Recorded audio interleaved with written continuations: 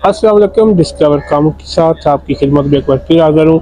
इस वक्त मैं THQ कामों की में खड़ा हूँ। आप मेरे पीछे हालात देख सकते हैं। THQ के क्या हालात है, ये 3 दिन की बारिश की वजह से हुए हैं। और बारिश भी ऐसी थी कि बस अल्लाह जाने कितनी बारिश थी। इस बारिश की वजह से यहाँ पर पानी 1 से 3 फुट तक खड़ा हो गया था।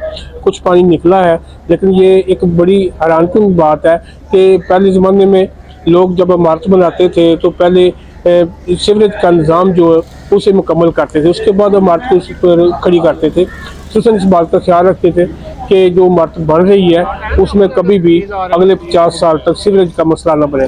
लेकिन यहाँ पर उल्टी गंगा बह रही है। गंगा तो यहाँ पर बह ही रही है, लेकिन मज़ीद उल्टी ये बह रही है कि जहाँ यहाँ पर करोड़ों रुपये लगाया गया, शायद 20-22 करोड़ रुपया कुछ चंद साल 2 साल 3 साल पहले लगाए गए। और मुझे याद है कि इसी खाली मैदान में बहुत बड़ा चिल्लर गर्मियों में लगाकर वज़ीर आला का इस्तकबाल किया गया था, यहाँ पर इफ्तिताह किया गया था। इस अस्पताल पर जो ये नज़र आ रही है इमारत, ये इतनी खूबसूरत इमारत तब बनाई गई थी, लेकिन अफसोस की बात है कि सीवरेज का निज़ाम नहीं बनाया गया। करोड़ों रुपये तो लगा दिए गए, लेकिन सीवरेज का निज़ाम किधर है। अब ये हालात ये हैं कि साइड वाली सड़कें 2 से 3 फुट ऊंची हैं, और पानी जहाँ पर जाना होता है, ये राजबा साहब जा रही है वहाँ पर पानी फेंकना होता है, वो भी 2 से 3 फुट ऊंचा है। और ये 2 से 3 फुट नीचे ऐसे में कुआं बना दिया गया है। इस कुएं से पानी कैसे निकालना होता है, जब बारिश होती है तो फिर जो पानी निकालना होता है तो मशीनरी बुलाई जाती है, मशीनरी बल्दिया की मंगाई जाती है। इनकी अपनी मशीनरी भी है, वो भी इस्तेमाल करते हैं, लेकिन चूँकि ये बहुत बड़ा रकबा है इस वास्ते वो फिर काफ़ी टाइम भी लग जाता है उस सारे पानी को बाहर निकालने में।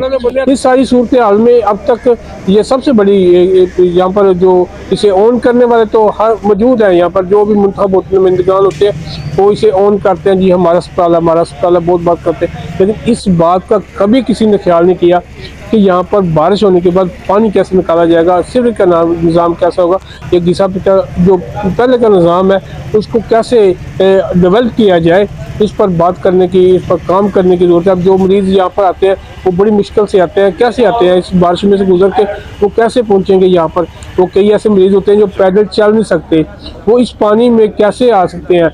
वो ये भी तो अंदाज़ा लगाइए, अगर एक मरीज़ है जो पैदल नहीं चल सकता, उसको रेहड़ी पर लाद कर यहाँ पर लाया जाता है, और उसके बाद अगर वो कोई ऐसा मरीज़ है जो ज़ख्मी है, अस्पताल है, इमरजेंसी भी हो सकती है, कोई शदीद ज़ख्मी है, कोई बुलेट लगी है, या किसी को कोई और ऐसी औजार लगे जिसकी वजह से वो ज़ख्मी हुआ है, उसे इमरजेंसी पहुँचाना है, तो कैसे वो इस जगह पर खड़े पानी पर 2-3 फुट में कैसे 3 दिन से खड़े पानी में वो कैसे वो उसे इमरजेंसी में पहुँचाएँगे।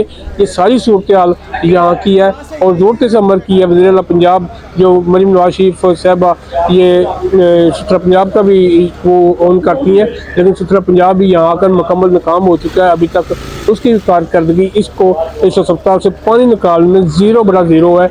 अब 3 दिन हो गए हैं, आज भी लगता है कि आज भी ये मुकम्मल तौर पर पानी निकलेगा, शायद 1 से 2 दिन मज़ीद लग जाए। तो इसके लिए जो ज़रूरत है वो इस अमर की है कि यहाँ पर अब मज़ीद डेवलपमेंट का काम करने के बजाय यहाँ पर सीवरेज के निज़ाम के लिए कोई ऐसा बंदोबस्त किया जाए जिससे बारिश का पानी फौरी तौर पर ऑटोमेटिकली खुद ही बाहर निकल जाया करे और किसी को मशीन लगानी ना पड़े।